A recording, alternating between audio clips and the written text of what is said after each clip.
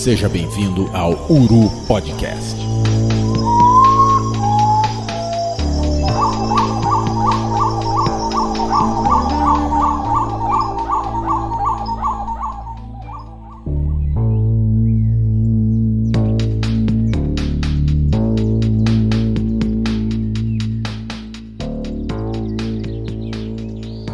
Bom dia, boa tarde, boa noite, amigos das aves. Estamos aqui reunidos mais uma vez para fazer a segunda coisa que a gente mais gosta de fazer, que é falar de pássaro.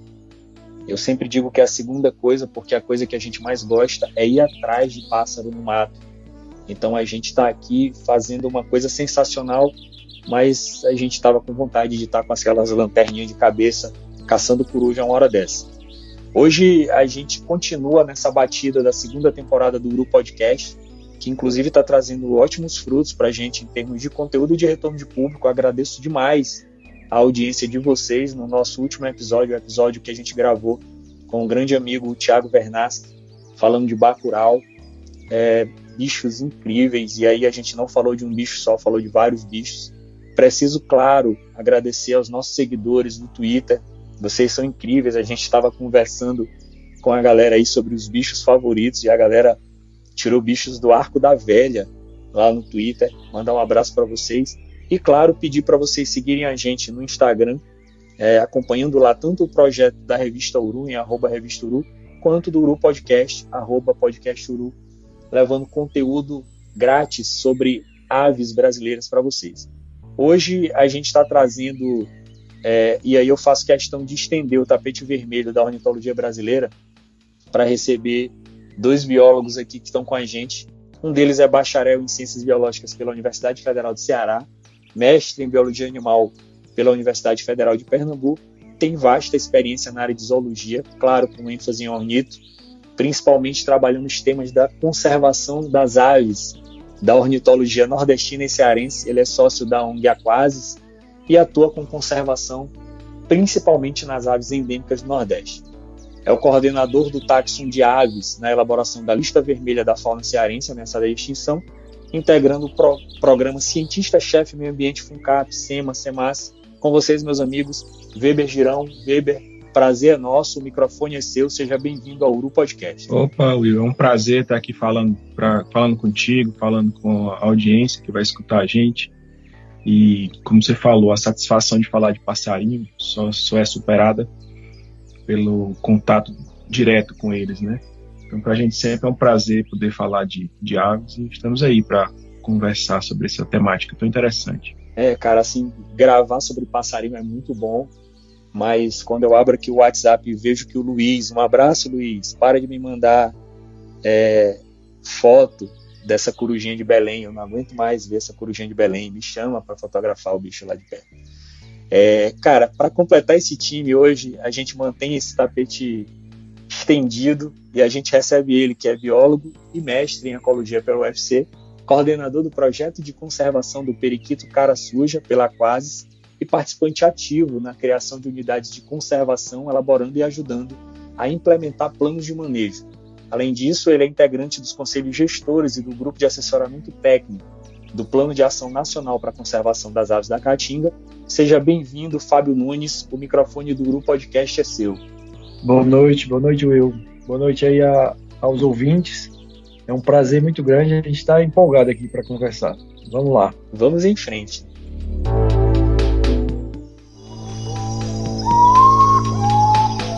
Uru Podcast.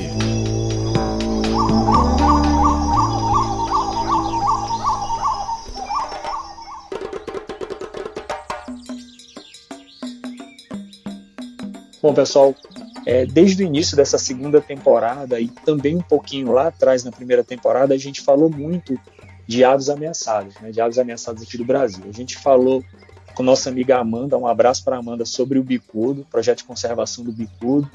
A gente, nessa temporada, resolveu ir mais a fundo em relação a esse tema. Eu acho que isso é uma reação ao que a gente observa no cenário nacional, mas também em muitos dos cenários estaduais, em relação à inoperância dos órgãos fiscalizadores. A gente tem visto que o trabalho de conservação ele cada vez é mais duro, difícil, caro e necessário. Então a gente resolveu atacar mais esse tema nessa segunda temporada. A gente falou da saíra apunhalada, um abraço para os nossos amigos do programa de conservação da saíra apunhalada. Falamos do pica-pau da taboca e falamos, por último, com o pessoal lá em Alagoas, da Choquinha de Alagoas. E hoje eu acho que a gente vai além, porque a gente vai falar de uma ave muito ameaçada e praticamente desconhecida.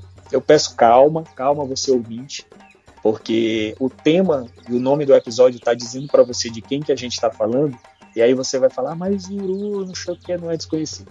Peço calma, porque essa é uma história complicada, uma história muito incrível, e que se mistura, inclusive, com a história das missões naturalistas do Brasil.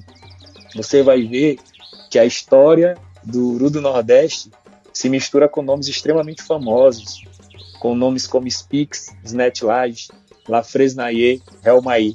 Então eu peço aqui que o Weber chegue aqui um pouquinho para contar para a gente sobre essas idas e vindas de espécies, museus e missões, e como tudo isso contribuiu para que o Uru do Nordeste ainda não seja oficialmente reconhecido como a espécie plena que deveria ser. É interessante. A gente tem aí esse Uru do Nordeste, é uma subespécie, ele foi descrito como espécie e ele foi condicionado como subespécie depois. Então ele foi descrito como espécie. E o nome Uru, descrições do aspecto dele, já antes desse nome científico, elas já davam pistas da situação dessa ave, né? E só veio fazer sentido depois. Então a gente tem uma coxa de retalhos de acontecimentos históricos e que agora, depois de tantos anos, é que a gente consegue entender mais ou menos o valor de cada uma dessas informações, né? Então a gente fala aqui do Ceará, e a localidade típica de Odontophorus capoeira plumbeicollis, ou Odontophorus plumbeicollis, como ele foi descrito, foi a Serra de Baturité. Serra de Baturité, por sinal, onde o Fábio conduz o centro do projeto de conservação de Pirrura grisepectus, o periquito cara suja, apesar de que também ele é encontrado em outras localidades, mas ali é o núcleo onde foi feito o belo projeto de aumento populacional. E quando essa espécie foi descrita, ela foi coletada, na verdade, em 1913, né? E antes disso, desse animal servir para se associar ao nome científico Odontophorus plumbeicollis, a gente já tinha notícias de Uru pelo Ceará. Então, uma das mais antigas que a gente encontrou foi justamente da Comissão Científica de Exploração, né, liderada pelo botânico Francisco Freire Alemão. Ele tinha uma equipe que andava com ele, de zoólogos também, mas nesse caso, o que ele fez foi passar numa localidade chamada Campo Grande, e depois ela viria a se chamar Guaraciaba do Norte. Ela fica num planalto sedimentar que divide o estado do Piauí com o Ceará, bem na divisa, né? E ele, entrevistando pessoas lá dessa região, ele perguntou dos animais que existiam e tudo, e nessas informações ele colheu que algumas caças, né, alguns animais que o pessoal caçava e pássaros desapareceram desse local numa grande seca que aconteceu em 1845, né, incluindo os urus, que ele também bota entre parênteses capoeira, que é outro nome que o animal é chamado, né. Então, isso nada mais é do que um nome popular, mais de uma pessoa que veio do Rio de Janeiro para o Ceará, passou cerca de 4 anos no Ceará e colheu essa informação dos outros. E isso, hoje a gente entende que o impacto da seca pode fazer, né, nessas matas úmidas, associado obviamente também a desmatamento, caça e tal, mas a gente, ou seja, já tem um sinal de desaparecimento em 1845, né? E essa informação que ficou num diário do Freire Alemão, ela só veio ser publicada recentemente. Ela era restrita ao diário de campo guardado, arquivado. Então, teve uma edição publicando, algumas edições publicando os diários do Freire Alemão, e está lá esse relato que ele obteve do povo, né? E aí, curiosamente, em 1910, a 15 quilômetros de lá, nós tivemos a Madame Snedlag, ela, a ornitóloga alemã, né, veio para a região de Ipu e subiu o planalto, esse planalto de Ibiapaba, numa localidade chamada Serra de São Paulo. Eu até tive nesse local, a gente acredita que seja o local, o topônimo permanece até hoje, e lá ela coletou o uru. A questão é que ela fez uma coleção muito vasta de aves, inclusive permitiu que várias espécies, ela descreveu algumas espécies a partir, foram sete táxons que ela descreveu a partir dessa expedição nesse local, e esse uru que ela pegou era de cativeiro, então não prestava para ela tratar aquilo como algo coletado no campo, né? Mas como é que alguém ia levar um uru para lá? Então ficou naquele enigma ainda, né? Ela não trabalhou com esse material. Isso foi a coleta em 1910, e quando foi em 1913, o coletor Robert Becker, ele teve na Serra de Baturité e obteve esse bicho, né? Então esses são os capítulos que precedem a descoberta da espécie no estado do Ceará, mas também tem outros detalhes, né? Por exemplo, um naturalista cearense muito destacado, é o professor Francisco Tir da Rocha, que ele tinha uru na coleção dele, de aves, que correspondia com gente de todo canto, e tinha viveiro de aves. Então, será que ele não teve uru em cativeiro, né? O uru do Nordeste? Então, além disso, tem outras pistas que nós encontramos, né? Como poetas da Serra da Aratanha, que o Juvenal Galeno, que cantava uru, ele narrava na sua poesia uru, né?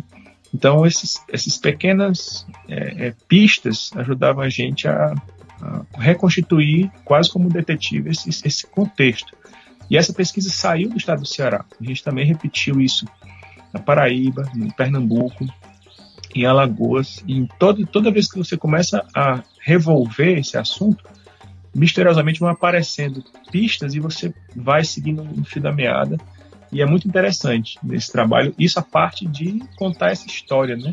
E também tem o outro lado, que são as ações efetivas de conservação, que são muito interessantes porque quando a gente está trabalhando pela conservação dessa espécie, nós temos a noção da carga histórica, né, da responsabilidade que a gente tem de tantos séculos em cima desse animal injustiçado, né?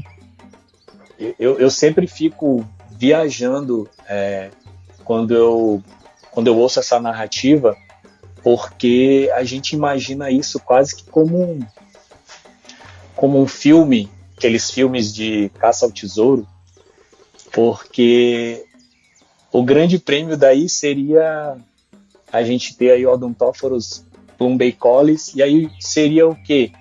1913, Becker? Quando esse bicho for reconhecido, no final das contas, como vai ser o descritor dele? Assim, só para a gente fechar o quebra-cabeça aqui na mente. Pronto. Uma vez que ele foi coletado, a própria coleta tem uma história bem interessante. Quando esse Robert Becker, ele preparava rato, outros animais, e nem sempre ele tinha condições de preparar adequadamente. E a instrução que ele recebeu do chefe dele, está a serviço do Museu Field, em Chicago, né? Era ir para o fim da linha, vá até o fim da linha do trem, de lá você pega um barco, você anda no jumento. Obviamente que ele não falou isso, né? Mas nesse sentido de dizer que ele, olha, vá até os confins do mundo para trazer os bichos mais diferentes. E realmente ele fez isso, né? Até então a gente não tinha coletas de aves na Serra de Baturité, né? E ela é muito próxima de Fortaleza, mas a linha do trem a estrada de ferro era usada nesse trajeto, né? E a Serra da Aratanha já tinha sido alvo, que é uma serra entre a Serra de Baturité e Fortaleza. Existe a Serra da Aratanha, que é uma serra menor, E nela nós tivemos a Comissão do Império, que atuou lá, o Luiz Agassiz, né, o francês naturalizado americano, também atuou lá, mas a Serra de Baturité até então ela só tinha sido alvo de esforços pontuais, né? Um naturalista chamado Joseph Barr coletou meia dúzia de aves lá, por coisinha pouca, mas a primeira coleção mesmo pesada foi a do Becker, né? E aí nessa questão ele só tinha um exemplar, e esse exemplar ficou, eu não posso chamar ele de bonito não, ele parece assim uma girafa, o pescoço ficou esticado, as penas viradas e tal. Ele conseguiu pegar o bicho, mas não ficou muito bom. E esse material ele foi descrito pelo Corey, o Charles Barney Corey, do Museu Field, né? É interessante que o Corey, ele era um colecionador muito rico, e ele tinha essa coleção monstruosa, ele doou a coleção, e nos revés da vida ele acabou perdendo a fortuna, e o museu contratou ele para trabalhar na coleção. E ele pegou esse exemplar e descreveu, com base nesse único macho, a Odontophilus plumbeicollis. O sucessor dele foi o Helmay, Charles Edward Helmay, e eles publicaram juntos o Catálogo das Américas, o Catálogo de Aves das Américas, que é uma obra gigantesca. Foram 3 gerações. Primeiro foi o Helmay, primeiro foi o Corey, depois ele publicou junto com o Helmay, depois o Helmay com o Conover, e fizeram um catálogo monstruoso das aves das Américas, né? E pouco depois da morte do Corey, o Helmay invalidou o taxon, dizendo que era preciso material melhor e mais material. Ele estava certo, ele precisava daquilo, só que ele nunca imaginava que aquilo ia demorar tanto. Demorou ao ponto do Helmay morrer, e quando esse material chegou já foi tarde demais, né? O material obtido foi de Alagoas, né? da Serra de Quebrangulo, onde tem uma Rebil hoje. Por sinal, tem um trabalho excepcional feito pela Anita Studer lá, desde dos esforços para a criação da Rebil até não só para criar, mas acompanha até hoje, é preocupada, né? Tem um trabalho da ONG Nordeste, que ela atua não somente lá, mas em outras partes do Brasil, e ela tem ajudado na proteção dessa ave lá, até hoje, né?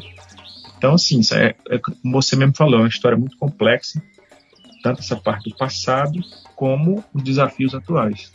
É uma maravilha, assim, para a gente que gosta de ouvir essas histórias, a história da ornitologia brasileira mesmo é uma história muito, muito bonita, assim, pelos desafios, pela dificuldade, a própria história da Snethlage, é incrível, a gente falou disso lá atrás, nos primeiros episódios ainda no Bate-Bico, então histórias e histórias incríveis, e mesmo hoje em dia é bem complicado trabalhar com ornitologia no Brasil, então vocês acabam sendo os nossos heróis, e aí eu falo vocês colocando os ornitólogos de um lado e a gente que trabalha mais na observação de aves do outro, e aí eu faço um alerta aqui para o amigo que não é ornitólogo, mas que é wikiaveiro. A gente está falando de uma ave que no mapa de ocorrências do Wikiaves você vai encontrar 4 pontinhos, tá? Você vai encontrar lá um volume grande de registros lá na Serra do Baturité, em Guaramiranga, e aí tem um pontinho com uma vocalização registrada em Pacoti, que fica ali do lado, tudo uma coisa só praticamente, em termos de geografia. E aí você vai ter, como o Weber falou, em Quebrangulo, em Alagoas, e também em Mamanguape, na Paraíba, registros dessa espécie, né? Muito concentrado em termos de volume de registro em Guaramiranga. Inclusive, um trabalho recente de modelagem, onde foram avaliados vários fatores bióticos e abióticos para probabilidade de ocorrência dessa espécie, gerou aí um mapa que, inclusive, está sendo usado pelos pesquisadores em buscas e tudo. E aí a gente vê pelo mapa que, basicamente, ele repete essas localidades com alguma expansão, e aí a gente aproveita essa conversa para trazer o Fábio aqui para o nosso bate-papo, para falar um pouquinho da ecologia dessa espécie. E dentro dessa ecologia, eu queria muito que o Fábio falasse para a gente de uma coisa chamada brejos de altitude. Brejos de altitude cearenses é uma característica interessante do ambiente ocupado pelo uru do Nordeste, e eu acho muito interessante falar disso porque é uma coisa muito diferente, mesmo quando a gente fala de Mata Atlântica e tudo, essa vegetação. Eu tive em Guaramiranga uns 3 anos atrás, e para mim foi absurdo assim, notar como é diferente aquilo ali do entorno. Então tu tá ali embaixo, tu chega ali pela rodovia e tu tá lá embaixo fotografando Metrix straticollis, tu tá fotografando Geranospisa, tu tá fotografando garrinchão de bico comprido, enfim, tu tá fotografando caatinga. E aí tu começa a subir e lá em cima tu tem uma formação úmida com uma variedade de bichos completamente diferente, com bichos extremamente associados com esses brejos de altitude. Eu queria para o Fábio falar um pouco para a gente disso e, claro, falar um pouquinho da ecologia básica de Odontophorus plumbeicollis, reprodução, alimentação, como é que é a vida desse bicho nesse ambiente. Então, só contextualizando, né? Você já deu uma iniciada, né, no assunto. Os nossos brejos de altitude, né? A gente aqui no Ceará, 92% a gente tem o semiárido da caatinga, né? A vegetação de caatinga. Só que em outros tempos a floresta atlântica e a Amazônia, elas se conectavam aqui no Nordeste devido a mudanças climáticas, né? Teve as glaciações, e esses períodos aí a gente tinha contínuos de mata que fazia a própria fauna e flora avançar ou se retrair, né? E aí as mudanças que eram provocadas, a caatinga toda, por exemplo, que secou, mas em alguns pontos não. A gente teve aí então um período que alguns locais, algumas montanhas, né, por conta de influências de ventos úmidos, né, do litoral principalmente, a gente teve então uma floresta que se manteve a sua flora original. São pequenos quebra-cabeças de um quebra-cabeça que não existe mais, digamos, né? Então, por isso que a gente tem tanto elementos de fauna e de flora da Amazônia, por exemplo, na Serra de Baturité, como também de Mata Atlântica, né? Então é um pedacinho de confusão, a gente chama, né? É bem confuso, né? Se você não entender direito como é que um lagarto amazônico ou da Mata Atlântica, que é bem longe, né? Você pega o centro de endemismo pernambucano, a zona da mata nordestina é relativamente longe, né, do Ceará e da Serra de Baturité, em que a gente não tem o nosso semiárido, ele encosta na Mata Atlântica ou no Oceano Atlântico, né? É diferente de um pouco lá do Rio Grande do Norte lá para baixo, já ocorre as Mata Atlântica de Baixada, né, e também as montanhosas, né, e a Serra de Baturité é isso. Ela tem não só a Serra de Baturité, como o Weber falou também da Ibiapaba, né, o Planalto da Ibiapaba, a gente tem a Meruoca, a gente tem a Aratanha, o próprio Cariri, onde a gente está aqui, né, tem uma floresta diferente, né, e com elementos também que hoje estão isolados, né. A gente chama é uma fauna relictual, né, que se preservou. Pra você ter ideia, a gente está no meio se você olhar no mapa macro, a gente está no meio do sertão, mas se você der um zoom aqui, você vai encontrar uma tripinha verde, né, de mato, e aqui você vai encontrar, por exemplo, um caranguejo, você vai encontrar que vive aqui nessa região e precisa de água perene, né, então você vai ter soldadinho do Araripe, né, que evoluiu nesse ambiente que é único, né? E o uru é a mesma coisa. É uma ave que existia na Mata Atlântica nordestina, né? Pelas coletas que teve, né? Nas proximidades de Recife, em Mata Atlântica dessa região de Alagoas, né? E também nesses pontos isolados aqui do Ceará. Quando o Weber falou da Ibiapaba, esse é um exemplo, é um local, né, em brejo de altitude isolado.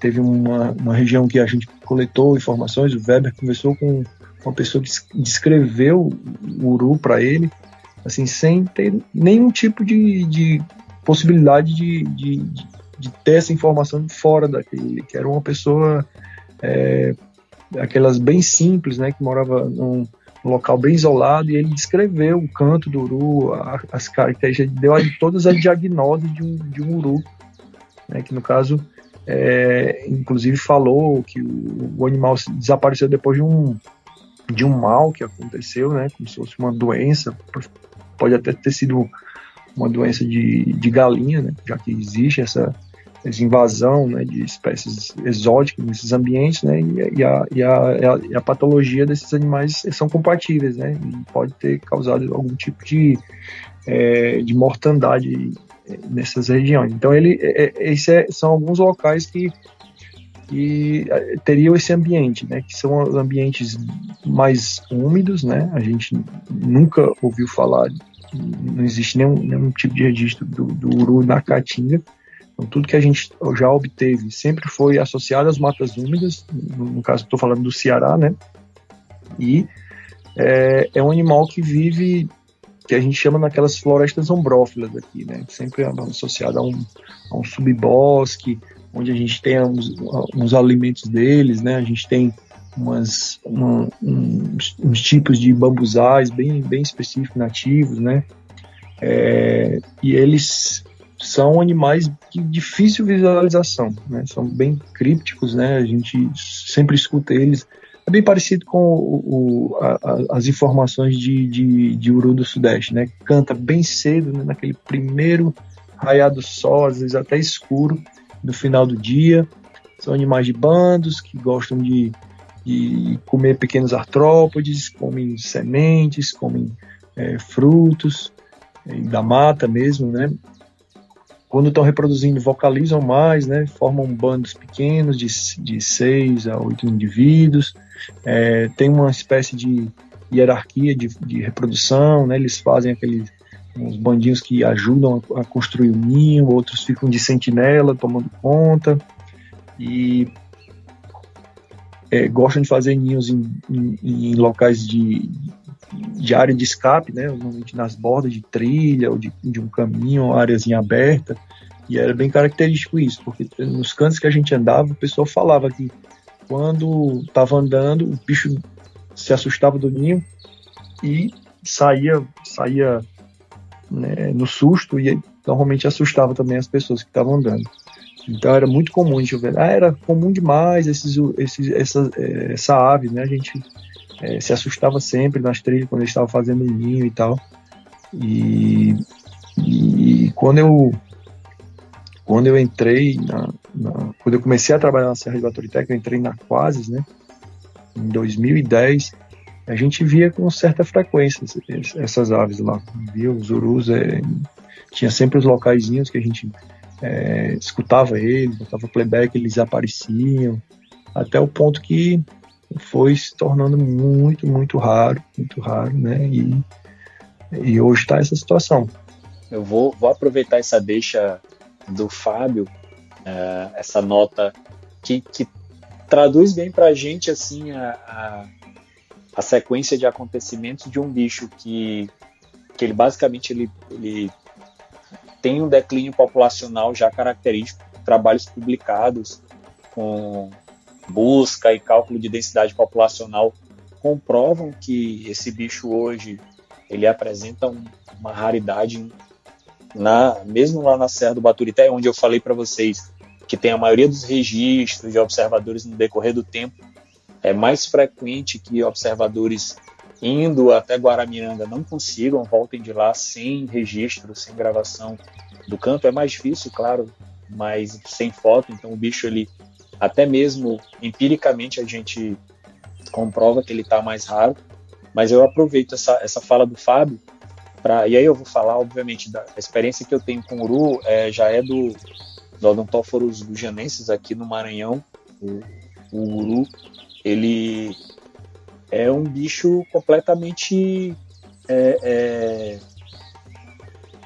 inserido na questão da composição de dieta mesmo do pessoal que trabalha com extrativismo, coletores de babaçu, caçadores. Historicamente é uma ave que sempre foi caçada. Tá? Não era uma ave em que as pessoas saíam para caçar uru, mas ela era uma caça de oportunidade. O cara estava lá numa espera para caçar paca. E aparecia um uru, ele caçava aquele uru lá, uma ave que a gente chama de cinegética, né? Fazia parte da dieta. Hoje em dia ainda ocorre, com mais raridade, a caça. Esse bicho ainda é bastante comum nas matas de cocais, principalmente associadas com áreas de beira de rio, né? Rios perenes. Então, o que se fala do comportamento desses bichos aqui é que são bichos que vivem nas serras, né? Nas matas mais altas, e que eles descem para os vales para passar o dia na área baixa e depois voltam para a serra para se aninhar, para dormir. Então, o bicho tem essa associação aí com essa parte mais alta e mais baixa, mesmo aqui, mesmo nessa outra espécie. E aí, claro, tem variação e tudo, mas eu acredito que mesmo o uru nordestino ele seja alvo, né, dessa questão da caça. E eu queria perguntar para vocês quais são as outras ameaças, né, ameaças clássicas que convergem aí com essa perda de população. Eu acredito que o bicho já tem entrado aí talvez num gargalo também, né, uma população super restrita. E aí, claro, nessa etapa aqui da gravação a gente já está entrando na questão da conservação, e aí a gente vai avançar para frente com as iniciativas e que culminam com o próprio projeto de conservação do uru do Nordeste. Mas inicialmente eu queria que vocês falassem um pouco dessas ameaças, e eu lembro lá do artigo que vocês publicaram sobre o uru do Nordeste, que até a década de 70 a gente tinha livro de culinária aqui no Brasil que tinha receita de preparo de uru, né, para o ouvinte ter ideia do que a gente está falando em termos de uso do uru como alimento aqui no Brasil. Tratando tanto de Odontophorus capoeira como o Plumbaecolis, o uru geral e o do Nordeste, eles têm revistas que eram do século XX, do começo do século XX, que elas trazem informações bem interessantes. Uns ensinando a reproduzir, outros dando instruções de como caçar, e, como a gente falou desse livro aí, né, também receitas. Sempre apresentado como uma ave cobiçada por caçadores. É um mini fazão, né? Então seria uma caça cobiçada pelo sabor e tudo. Sendo que são vários fatores que levam essa ave a um grau de extinção muito perigoso, né? Um deles está ali, ecológico, o tamanho dos bandos. Você ter grandes bandos, eles são mais promissores do que pequenos bandos. Ele é um animal gregário. Ele para estar exercendo tá na condição de relacionamento entre outros da sua espécie, tem que ter muito bicho, né? Então, bandos pequenos já são arriscados. Como o Fábio falou, doenças, né? Nesse caso dessa história que ele disse lá na Serra da Ubatuba, no Planalto da Biapaba, eu estava até com o Ciro Albano na ocasião, e o nativo lá que a gente estava conversando, o Ciro passou, a gente foi fazer um teste, né? Se ele conhecia alguma daquelas vocalizações que iam ser passadas a voz. E foi passada a voz do uru, e ele automaticamente que disse, isso é uru. Então, na hora a gente se entreolhou, disse, é mesmo, e como era esse uru? Ele começou a descrever, né? Andava de bando, como se fosse uma galinha pequena, tinha muito e acabou de uma vez, possivelmente de uma doença. Ele acreditava que era por uma doença. Então, não é impossível que realmente tenha sido uma doença que afetou essa população isolada lá, ou algum outro fator que não tem mais como a gente saber. Mas também tem a questão das florestas, né? Aqui a gente tem florestas muito restritas, então menores populações, a gente não tem grandes extensões florestais como em outras partes do Brasil, então essas populações já eram naturalmente frágeis. As secas, como a gente viu na história de Campo Grande, né? Predadores, o Fábio pode falar melhor do caso dos predadores, porque ele viu, né, colocou as câmeras trap para monitorar os ninhos desse animal.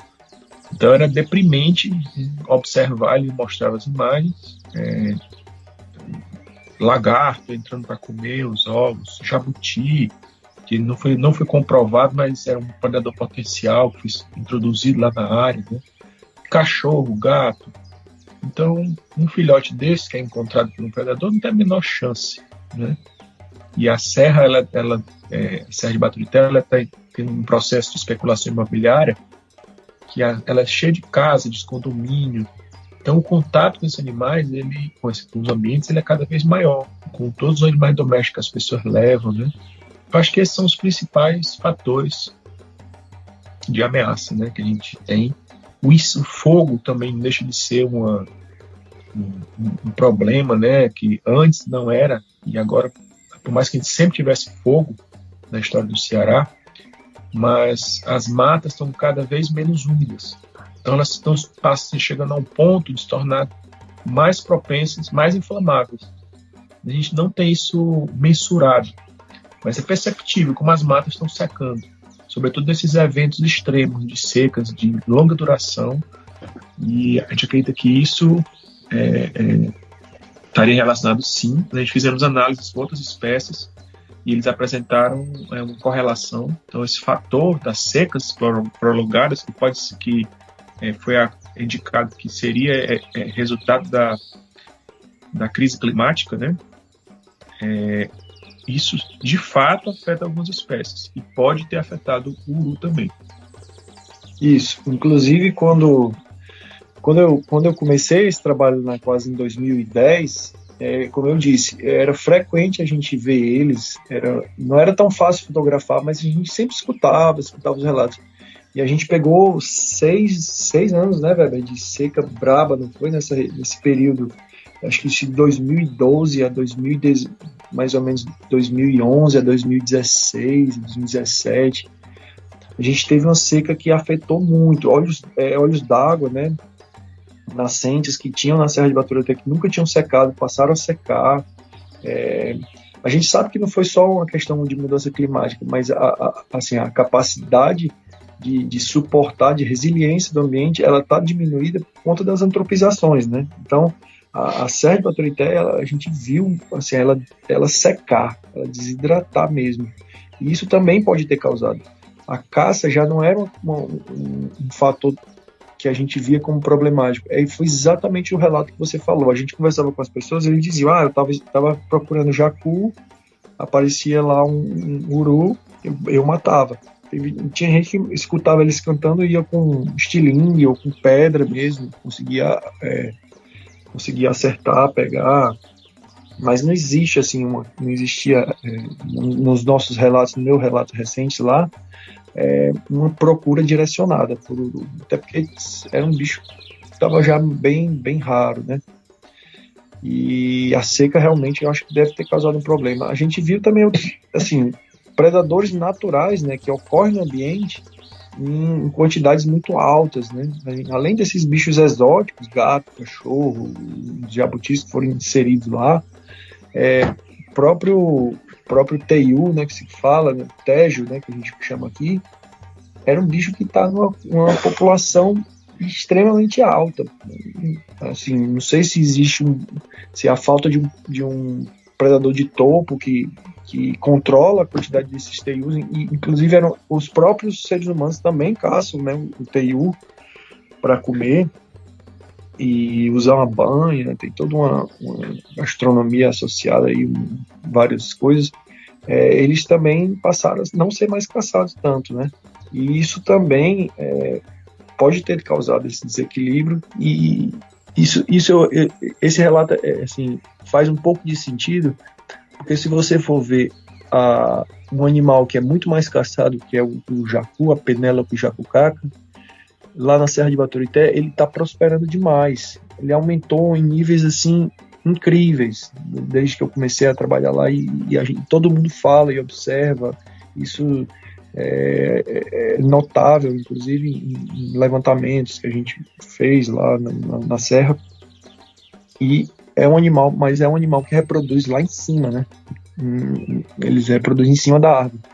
Já o uru não, ele faz ninho no chão. Isso eu acho que se tornou um problema para o uru, né?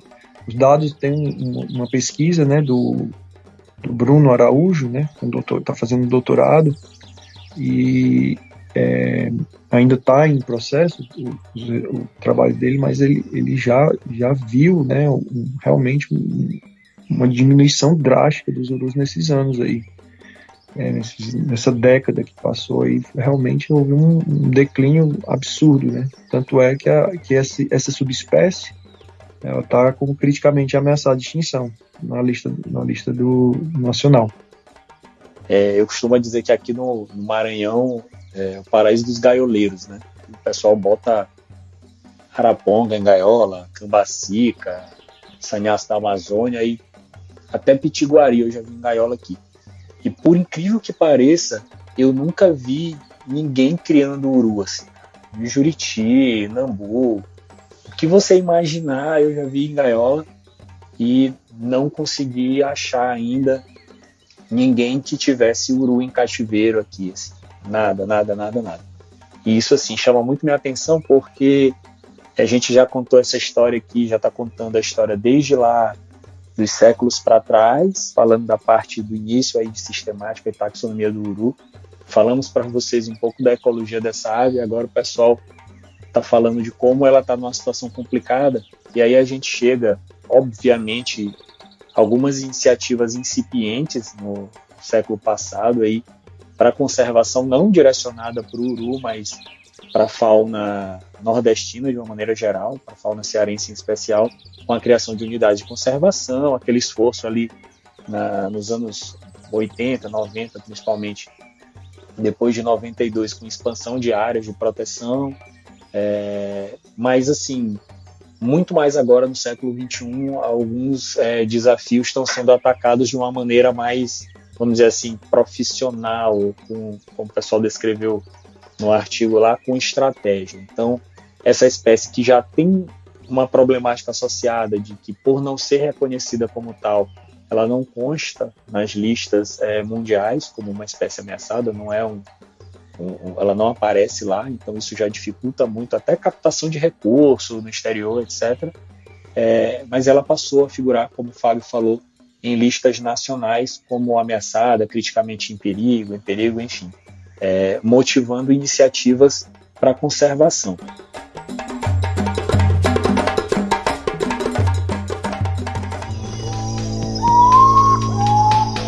Uru Podcast.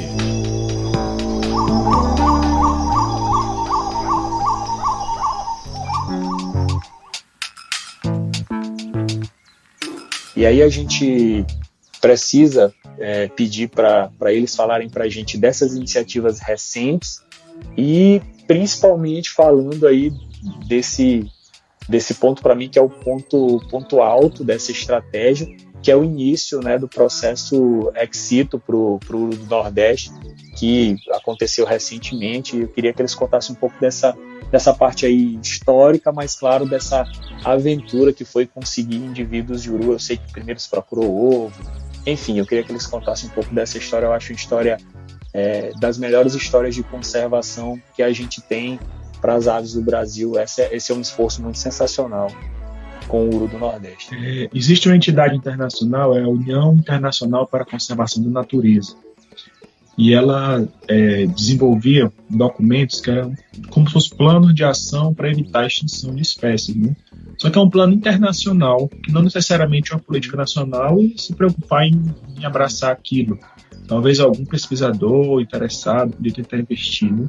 E existia um documento que tratava das aves da família do uru, mas ele estava de fora, justamente por ser uma subespécie, né? Esse foi o primeiro documento que poderia ter tratado da sua conservação e não foi, né? No caso, nós tivemos o Plano de Ação Nacional dos Galiformes aqui no Brasil, e ele trouxe recomendações, mas o plano acabou sendo assimilado por outro plano na sequência, e eles tinham ações que poderiam ajudar o Uru, né? Então, esse plano dos galiformes, ele encerrou em 2011 e essas ações foram migradas para o Plano de Ação Nacional das Aves da Caatinga, que teve 2 ciclos, né? Está no final do segundo ciclo. E, basicamente, o que tinha dito lá eram o que parecia óbvio, ações claras, mas que não tinham esforço nesse sentido, né? Para, assim, efetivo, para mudar a realidade desse animal. E a gente está falando como se fosse uma galinhazinha. Então, não é para ser tão difícil, né?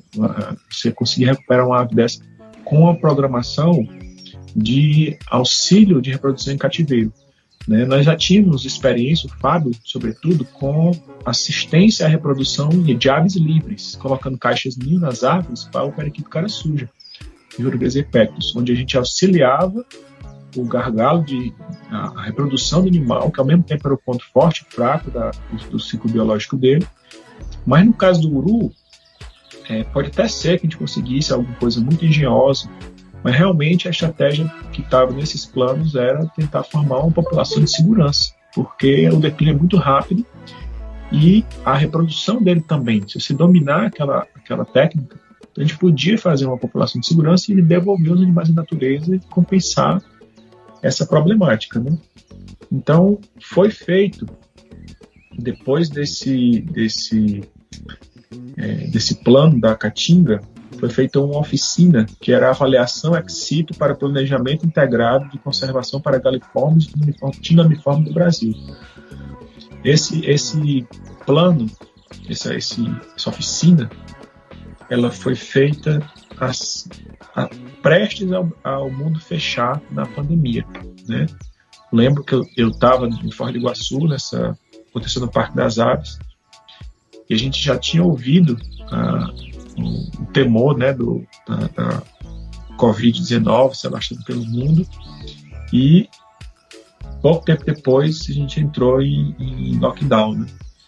Então, nesse período, que era o período mais complicado, o Fábio pode falar melhor do cotidiano da Serra de Baturité.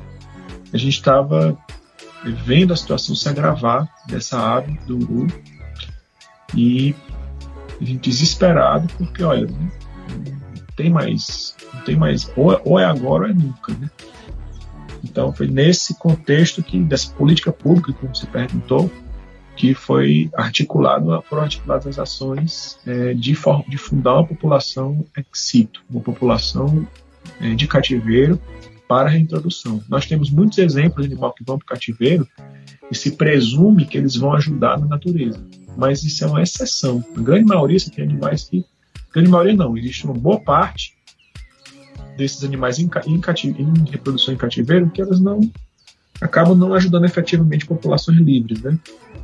Então, nossa preocupação maior é essa: como tentar levar esse animal que não precisava de mais um problema para ele.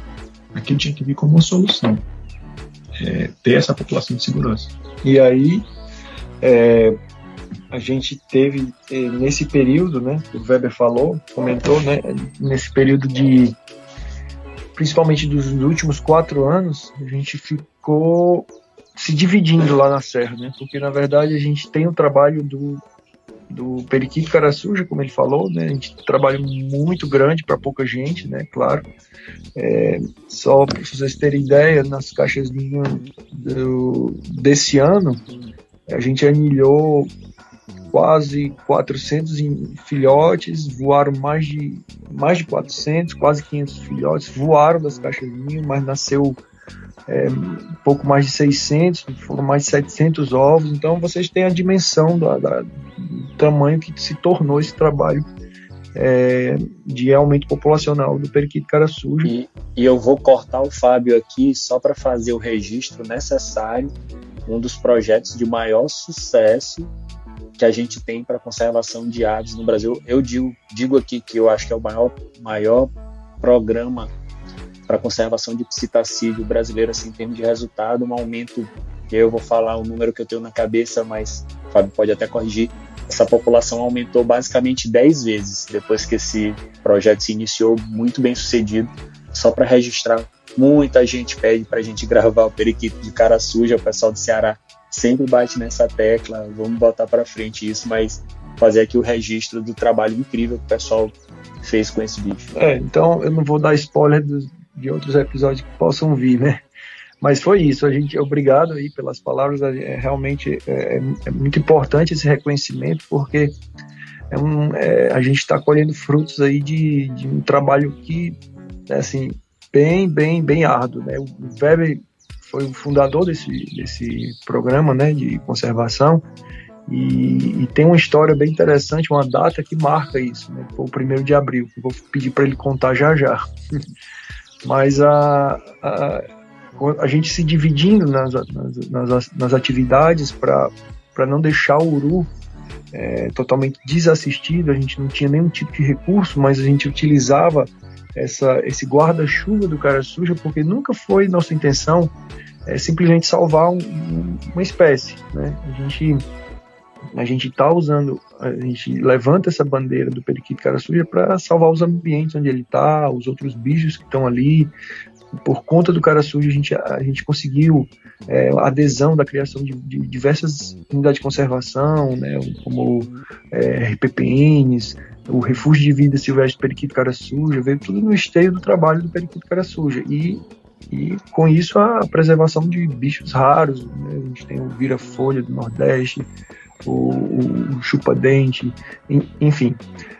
E o Uru era aquela ave que estava, assim, no momento mais crítico, né? E ainda está no momento crítico na região. E o Bruno, né, veio fazer o doutorado dele também, né, nessa colaboração com a gente colaborando com o trabalho dele, e a gente vendo que o bicho, só para dar um exemplo, ele instalava os gravadores nas áreas onde a gente já tinha registro dele, e nenhuma voz sendo gravada, o que a gente escutava era tiro de caçador, barulho de motosserra. Então é isso, assim, é desolador, desesperador você testemunhar aquilo e não conseguir fazer nada, né? Então a gente bolou uma estratégia baseada nos planejamentos, né, que eram feitos por entidades, né, diversos, né, planos de ação e tudo, que era capturar os ovos deles para incubá-los e colocar esses bichos num recinto de reprodução. Só que os ovos que a gente estava frustrado até nisso. A gente encontrava alguns ninhos, os ninhos todos com sinais de predação. Um ninho que a gente encontrava era um ninho antigo, que já tinha sido utilizado. E um ninho que eu encontrei ativo, que eu botei a câmera trap, e no outro dia tava vazio, e a gente foi ver, o Tejo fez o banquete deles lá. E simplesmente a gente não estava mais nem escutando, nem vendo eles, quanto mais encontrar ovos. Então, e aí chegou um momento crítico, que era uma das áreas que a gente estava sempre mapeando lá, observando eles. A área com uma estrada aberta, uma placa de imobiliário na região, e aí aquelas picadas de topografia, né, com divisão de terreno, loteamento, e a gente viu que se a gente não tirasse aqueles bichos dali, eles iam desaparecer. E aí a gente bolou uma estratégia de capturar os adultos, né? E a outra área, foram duas áreas que a gente viu, que a gente estava vendo eles, e a outra área, um caçador que avisou pra gente onde é que estava. Ele falou, inclusive, que não matou porque estava sem a arma na hora, mas falou, tinha ali um bando de uru, e aí a gente, não, vamos agir, senão vai ser tarde, né? Não vamos assistir mais, vamos fazer alguma coisa. E aí a gente montou uma estratégia de captura, conseguimos capturar esses 5 indivíduos, e aí a gente colocou eles no recinto de reintrodução do periquito Cara Suja na Serra da Aratanha. O Cara Suja, ele, assim como o Uru, tiveram na Serra da Aratanha e desapareceram, né? E aí, hoje é uma área protegida, tem uma área florestal adequada para o periquito cara suja, é perfeita, a área está bem preservada, tem poucos proprietários, não tem aquela especulação imobiliária que a Serra de Baturité. Então, já era nossa intenção de fazer trazer de volta, repovoar essas serras, para que a gente comece a trabalhar os ambientes também e os outros bichos, né? Então, colocamos, e a gente estava com esse recinto dos periquitos cara suja lá para fazer a soltura branda, né? Já estava com 12 indivíduos lá no recinto, já próximo de abrir o recinto. Quando a gente capturou esses urus, a gente não pensou duas vezes, colocamos eles lá provisoriamente para poder direcionar eles para um programa Exito, né? E aí, no caso, já era de conhecimento, né, da nossa licença de captura. O destino era o Parque das Aves, porque eles já tinham experiência de reprodução de uru do Sudeste, que é muito parecido, né, um comportamento e tudo. E, além disso, eles tinham além da expertise, tinham as condições necessárias, né, de ter um recinto adequado, de ter profissionais dedicados àquilo, né? A gente, assim, não tinha como ficar com essas aves, né? Muitas pessoas perguntam, mas por que vocês vão mandar o bicho para o sul do país? A gente no Ceará não tem criatório conservacionista, acho que nem existe mais essa categoria, todos são comerciais, eles não têm recintos dedicados, exclusivos para isso, não tem pessoal exclusivo para isso. A gente tem sempre, os criatórios são sempre comerciais. É claro que os criatórios têm muito essa preocupação, mas atualmente a gente viu que o Parque das Aves era quem reunia as melhores condições. Então a gente, desde o início, todas as ações que a gente tomava eram em parceria, eram em colaboração, em planejamento com eles, né, com os profissionais de lá, com o Ben, a Paloma, o Tony, e a gente teve uma preocupação muito grande, né, de fazer tudo planejado. Eles inclusive estavam prestes a vir para tentar ajudar a gente, para dar conta, né, para fazer as buscas, as capturas, mas aí a gente antecipadamente conseguimos capturar. E aí veio o novo problema, né, que era transportar essas aves lá pro Parque das Aves, né. Tava mais de 1.000 quilômetros de distância, né? Dois extremos, né? Ceará e Foz do Iguaçu, praticamente Fortaleza, né? Foz do Iguaçu, né? E não existe voo direto, os voos comerciais com escala e para animais de carga tinha que chegar com 4 horas de antecedência. Além disso, a gente tinha todo um período de manejo, de captura e logística, né, de tempo de deslocamento da Serra da Aratanha até o aeroporto, na escala em São Paulo. Isso ia levar umas 20 horas, fora que se eles chegassem no aeroporto, né, de Foz, depois das 5 horas eles só poderiam ser retirados no outro dia. Enfim, a chance deles passarem mais de 24 horas e morrerem numa caixa de transporte era muito alta. A gente não assim, tirou dessa possibilidade, né, de mandar por carga. O que a gente queria era levar eles pessoalmente, nem que fosse num voo comercial no colo aqui, em cima, sentado assim, numa caixa de transporte no nosso colo. Só que por questões de compliance, por questões de normas internas, nenhuma companhia conseguiu ajudar a gente. Não tinha como a gente transportar. A gente viu que teve uma série de problemas com animais sendo transportados, né, e eles não poderiam simplesmente abrir uma exceção, né, apesar de ter tido uma boa vontade de algumas companhias de tentar de consultar uma diretoria, mas enfim, não foi possível. E aí a Azul Linhas Aéreas, ela disponibilizou um avião. Ela ficou muito sensível ao nosso apelo e disseram: olha, não dá para viajar num voo comercial, mas a gente pode tentar disponibilizar um avião executivo de uso interno nosso para transportar essas aves. Vocês podem ir com essas aves dentro da cabine, que era o que a gente sempre quis, e vocês só, se vocês puderem, então, bancar o combustível. E aí foi que a gente descobriu que era por volta de R$20 mil, e o resto eles estavam bancando. Um voo desse é muito mais caro, na verdade, porque além do avião, você tem também a equipe, né? Enfim, é bem caro um voo, não é tão barato. A gente descobriu isso depois, né? Só que aí a gente fez um crowdfunding, né? Fez uma vaquinha coletiva lá, principalmente com moradores da Serra. A Companhia de Energia do Ceará, né? A Enel ajudou também, né? Deu uma boa ajuda. E com isso a gente conseguiu levantar o recurso para fazer esse voo, e foi ótimo, foi impressionante assim, a dedicação que eles tiveram, e foi uma jornada, né? Começou 2 horas da manhã lá na Serra da Aratanha, entrando no recinto, pegando eles, fechando a casa, porque assim, eles dormem empoleirados lá em cima, né? Lá em cima do recinto. O recinto tinha 6 metros de altura, como eu disse, é um recinto de soltura de psitacídeo, né? E aí esse recinto, como a gente queria que ele fosse o mais natural possível, a gente cobriu uma matazinha, né? Era um recinto que cobria árvores para ficar mais natural possível.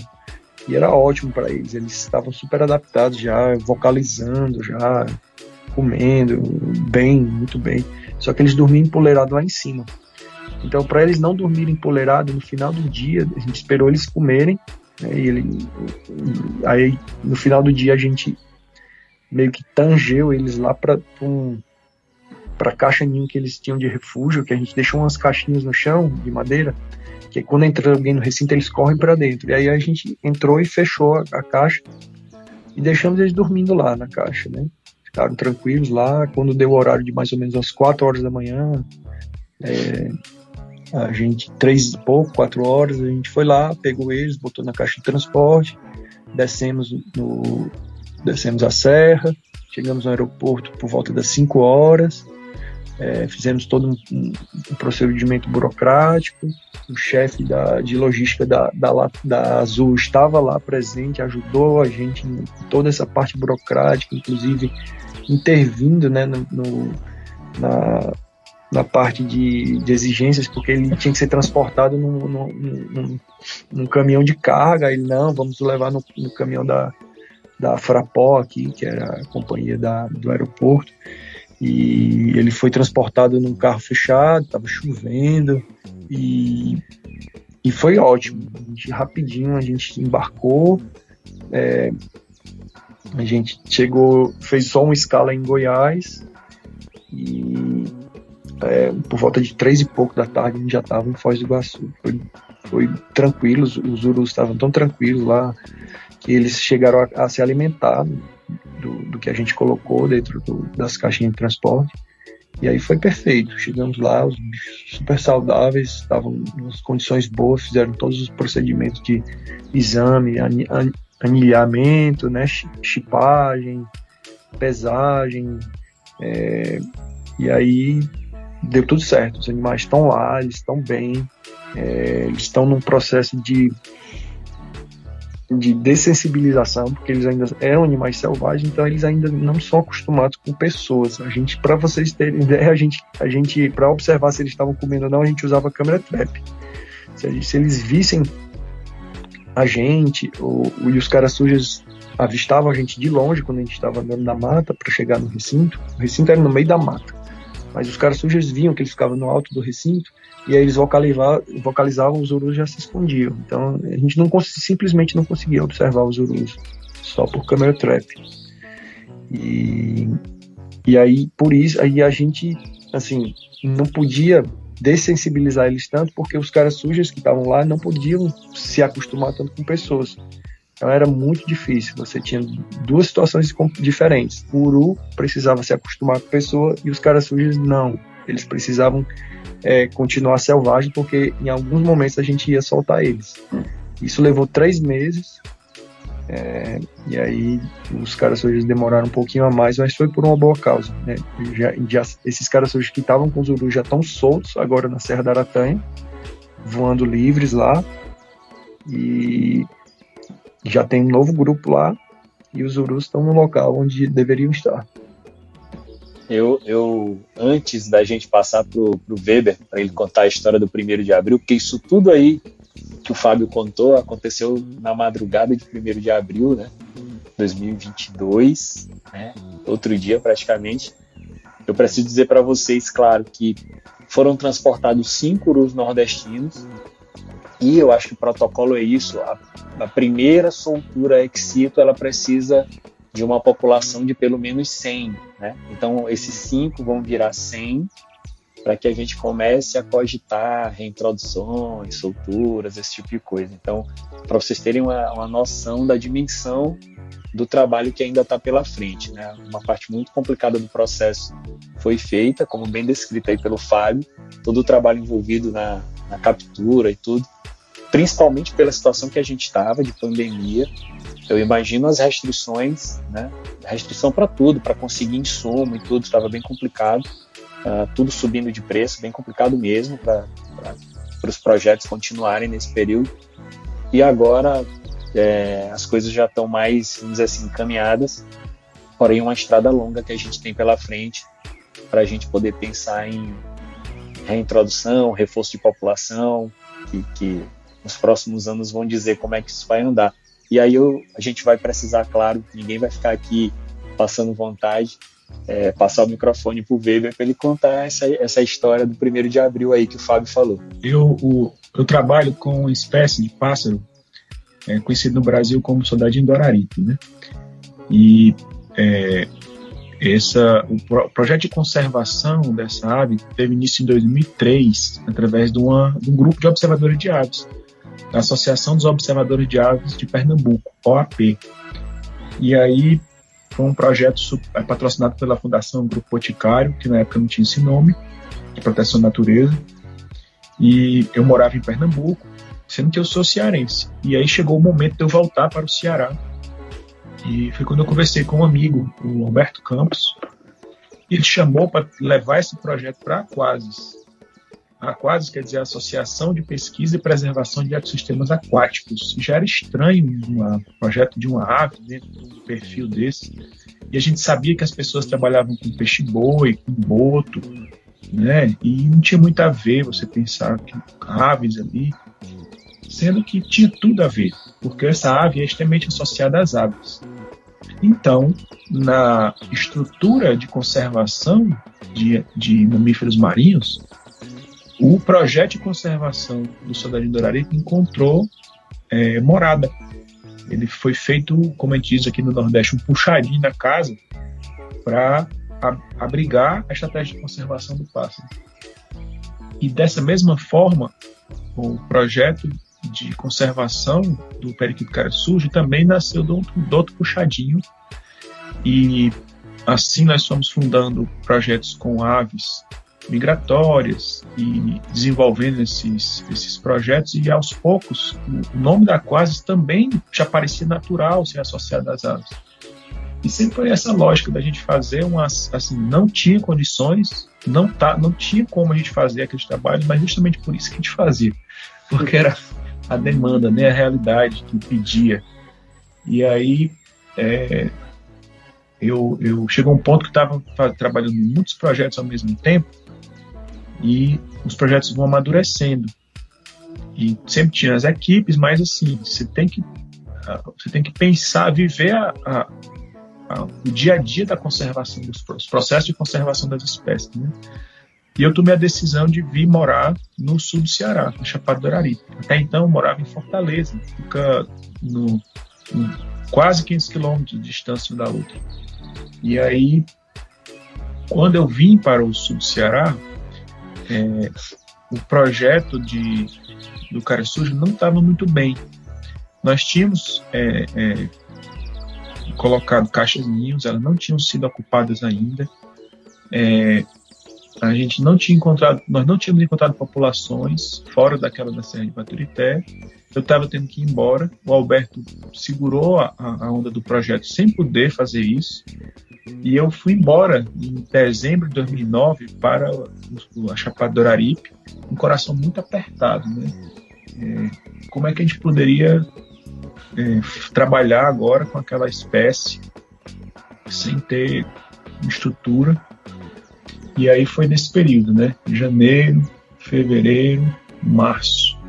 Quando findou março, uma pessoa entrou em contato com a Quasis, dizendo que tinha visto na matéria do jornal que aquela ave só existia na Serra de Baturité e que aquilo não era verdade, porque ela existia em Quixadá, onde a gente já tinha ido várias vezes procurar a ave e não tinha encontrado. E aí, na época, era outra velocidade de internet, eu disse a ele, mande uma... Ele disse, por acaso eu tenho uma aqui, o caiu do ninho, está aqui no gaiola. Ele depois mande a foto. Eu duvidava que aquilo fosse um periquito cara sujo, né? E aí ele pediu, diga aí que eu vou pedir pro meu filho para mandar, porque eu não sei mandar e-mail. Eu digo, ele nunca nem vai mandar esse e-mail. Eu acho que ele não vai dar certo. Mas eu subestimei e quebrei a cara, porque ele mandou o e-mail quando abriu, à medida que foi abrindo vagarosamente na internet, formando a imagem, eu apertando as mãos, quando eu vi, formou a imagem de um periquito cara sujo. Isso foi na tarde do dia, né? Saí do Cariri às 4 da manhã. Cheguei junto na porta do sítio com o pessoal que estava vindo de Fortaleza, o Alberto e o Ciro. E aí nós fomos procurar esses animais, né? E passamos o dia lá. O fato é que no dia 1º de abril nós encontramos a primeira população atual fora da Serra de Baturité e nos separamos. Eu voltei para o Cariri e o Alberto foi para a Serra de Baturité porque o pessoal da Rede TV ia fazer uma matéria e ele botou a escada e subiu na Caixinha para inspecionar de uma forma cenográfica. Era para o pessoal fazer a filmagem. Quando ele levantou a tampa, lá dentro tinha a primeira ocupação da Caixinha, no dia 1º de abril. Então aquilo foi o projeto que estava fadado a acabar. Ele teve uma virada, tanto pela descoberta da nova população, quanto o início da primeira ocupação número 1. Né? E aquilo deu um ânimo, e mais ou menos nessa época a gente acho que já estava iniciando as ideias do processo seletivo, né? Para encontrar a pessoa. E a melhor coisa que pode ter acontecido é o Fábio ter entrado nesse projeto, porque ele é a pessoa que o periquito cara sujo tira o sono, né? E pensa sempre, todo momento, as oportunidades, como tirar leite de pedra para poder fazer esse projeto acontecer. Esse aumento exponencial, que foi inclusive considerado o melhor programa de caixinha do mundo, ele não foi fruto só da estratégia, só do planejamento, não, foi o suor, a perseverança, a responsabilidade, a dedicação do Fábio nesse projeto. Então, ainda bem que naquele 1º de abril era como um sinal do ciclo promissor que estava começando, né? E foi no 1º de abril que os urus foram levados para Foz do Iguaçu, né? Então a gente torce muito, ainda tem muita coisa para fazer, para passar de 5 para 100, né? Pode ser que em algum momento tenha que acontecer algum reforço dessa população, mas a gente já viu e fez isso acontecer.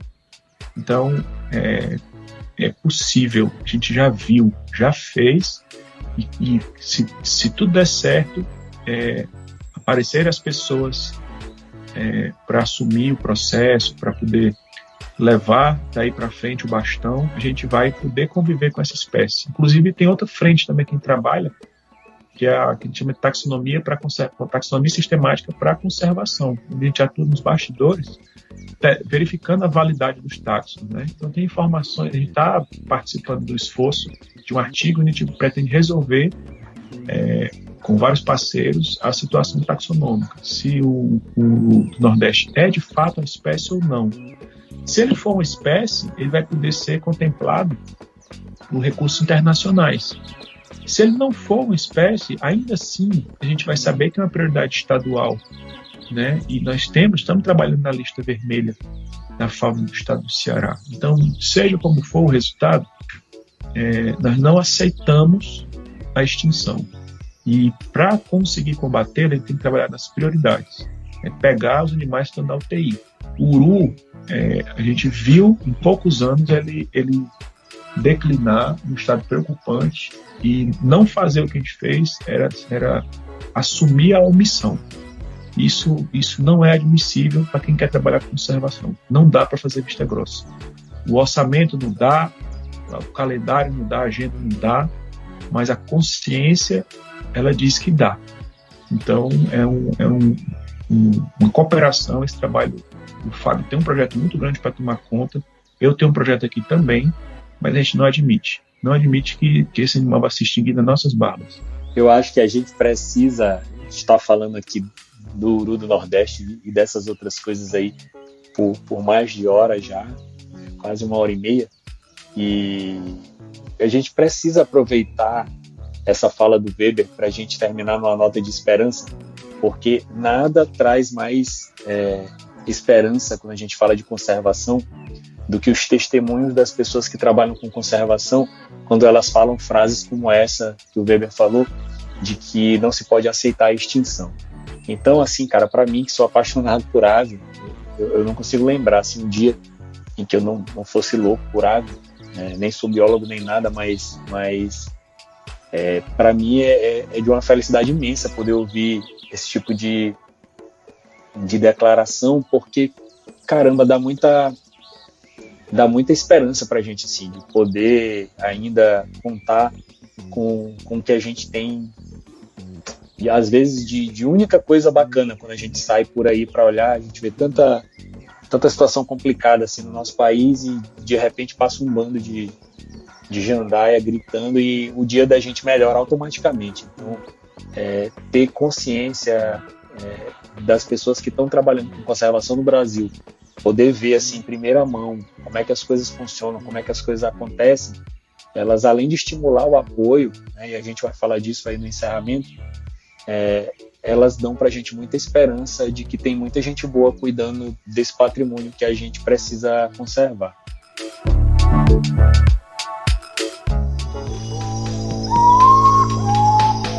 Uru Podcast.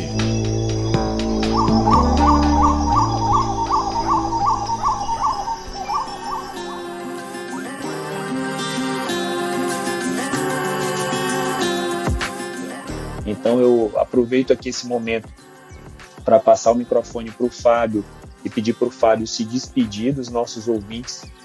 O Fábio pode mandar um alô para quem você quiser, falar onde é que você pode ser encontrado nas redes sociais, e principalmente eu queria te pedir para que você falasse como as pessoas podem ajudar e apoiar o projeto do Periquito de Cara Suja. Nesse momento aqui a gente não vai falar do projeto do Uru do Nordeste, a gente vai deixar isso para a nossa postagem, tanto no site da Revista Uru, lá em revistauru.com, quanto no Instagram. A gente vai conversar com o pessoal do Parque das Aves sobre isso ainda amanhã ou depois, como a gente vai fazer, mas eu queria passar a palavra para você. Agradeço desde já você que está ouvindo. Talvez o Cylon faça um milagre e você não escute aí no episódio editado, mas tanto o Fábio quanto o Weber não estão 100% não, os caras estão baqueados aqui, eles estão tossindo na gravação, e eu sei que é complicado e é um sacrifício, estão aqui até tarde gravando com a gente. Muito obrigado, Fábio, o microfone é seu.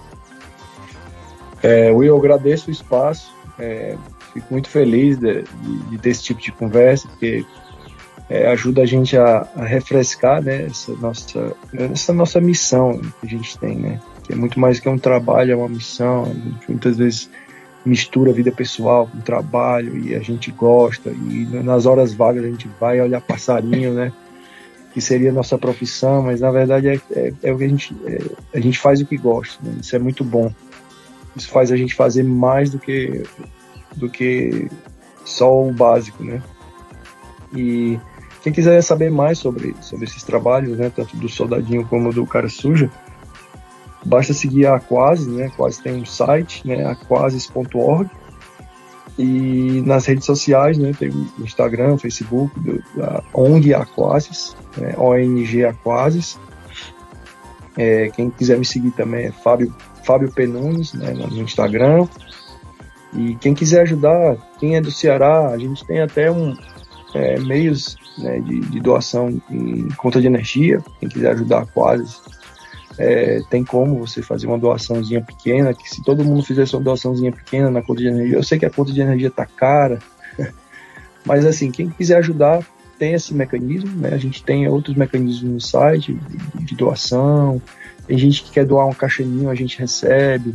A gente tem um manual, né, que o Weber me ajudou a montar, um manual da confecção de caixas ninho. A gente recebe muita doação de caixa ninho. Tem algumas especificações importantes, mas eu posso passar todos os detalhes no próprio Instagram, quem entrar em contato comigo. E a gente está sempre pendurando mais caixas, trocando caixas, né? Então sempre em manutenção. E é isso. E se você quiser, se você está longe da gente, não tem como ajudar, simplesmente não compre animais silvestres, denuncie quem está capturando, quem está caçando. Dessa forma você pode também fazer sua parte e contribuir. Dizer aqui que a gente está falando de uma das espécies, eu sou suspeito para falar, porque desse gênero é a mais bonita que eu tive o prazer de ver, uma das espécies mais bonitas de psitacídeos do Brasil. Então é um apoio que não é um apoio vão, você está ajudando um projeto que já provou que sabe o que está fazendo. Então a gente reforça aí o pedido para você apoiar. Passo a palavra para o Weber. Eu sou um fã do Instagram do Weber, porque e aí eu já adianto, não sei se na despedida dele ele vai falar para o pessoal seguir, eu já falo para o pessoal seguir, procurem lá no Instagram o perfil do Weber Girão. Vale demais, assim, sempre aulas em cada postagem. E aí eu passo a palavra para o Weber para ele se despedir, falar para a galera como é que pode ajudar o projeto Soldadinho do Araripe, outro passarinho que, caramba, foi um momento único assim na minha vida, poder ver. O Soldadinho é life para mim, o Soldadinho do Araripe não é. Eu conto isso com uma vantagem tão grande para os meus amigos, que é um momento que eu tenho o prazer de causar inveja. Weber, o microfone é seu, muito obrigado por estar aqui com a gente. Eu agradeço a oportunidade de falar para tantas pessoas que estão escutando a gente agora, ainda que seja depois, na repetição do programa. E para essas pessoas que estão nos ouvindo, vale o like, é muito bom. Uma fração dessas pessoas pode ajudar o Uru do Nordeste, né? Nós temos na Quasis uma conta, um Pix, que pode receber recurso para ajudar o Uru. Eu vou dizer aqui é o número 0012988000104. Se a pessoa fizer um Pix para a Quasis, é o CNPJ, né? É o nosso CNPJ, e fizer agora tem que botar o nome Uru, porque senão não vão, como são vários projetos de conservação, se você quiser doar especificamente para o Uru, é um super like. Além do like, o super like é você fazer uma doação, e o que não importa o valor, o que importa é saber que a pessoa se preocupou em nos ajudar a trabalhar por essa espécie, fazer o que dá. E de todas as pessoas que estão ouvindo, eu quero falar para apenas uma delas que está ouvindo a gente agora. Você que está ouvindo, e é só você pode ser a pessoa que vai determinar o futuro de uma espécie, né? Depende do quanto você se importa. Se importar é o primeiro passo para você seguir numa jornada dessa, que não é uma jornada exatamente fácil, mas ela é muito gratificante se você consegue atingir esse objetivo, né? Eu tenho alguns bichos extintos na minha lista de espécies, e isso não é bom, não é legal para quem observa a ave você aguentar uma extinção. Então deixa um dano. Mas existe o outro lado. Também tem no currículo um projeto fantástico, que é esse do Cara Surge, e a gente tem a oportunidade de construir esse projeto do Uru, quem sabe com essa pessoa que está escutando a gente agora. E o projeto do Soldadinho do Araripe, a gente tem tido vários avanços. Hoje, por sinal, foi um dia muito especial, porque nós conseguimos o primeiro programa produtor de água do Ceará, né, onde nós vamos receber recurso municipal para auxiliar a proteção dos mananciais onde vive esse pássaro. Então foram 5 anos para conseguir efetivar esse projeto pioneiro, que por sinal ele fecha um ciclo de 150 anos de um outro naturalista, mas isso são cenas para os próximos capítulos. Sensacional, meus amigos. Vocês já me conhecem, meu nome é Will Mesquita. Vocês podem me encontrar no Instagram, e aí é uma novidade, eu tive que separar as contas, a conta profissional da conta dos passarinhos. Talvez um dia essa conta dos passarinhos vire a profissional, mas você pode me encontrar no Instagram com fotos regulares de bichos incríveis em @eu.willmesquita. E claro, você pode seguir os nossos projetos no Instagram, mas aí eu peço especialmente que você acesse www.revistauru.com. Tem um artigo do Henrique Júnior, ilustrado pela Liara Azevedo, fresquinho, saiu semana passada, sobre a parte 1 do artigo que fala da reprodução das danças, falando de piprídeos. Está muito bem ilustrado, um artigo incrível. Tá? Essa nossa nova fase voltou com esse layout novo do site, novos artigos. Eu peço que os amigos ouvintes deem uma curtida, deem uma conferida, deixem um comentário, tá bom? Aconteça o que acontecer, acompanhem os nossos projetos, continuem ouvindo o Uru Podcast e ajudem os projetos de conservação do Brasil. Um grande abraço para todo mundo e até a próxima, pessoal. Valeu!